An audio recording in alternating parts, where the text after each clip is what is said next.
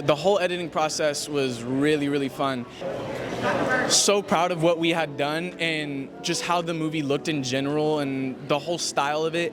It was nothing like last year's movie, and I that was my big goal, to make it totally different than The Strings Attached.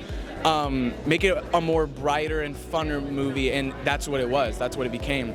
It's so funny. It's so funny. It's just such a fun film. These kids are absolutely phenomenal. We have put in so much time outside of school with this movie. This has really been an adventure.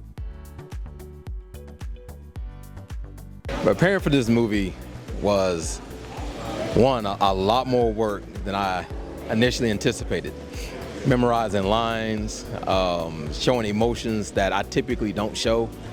I have a thorough respect for those who go into cinema and movies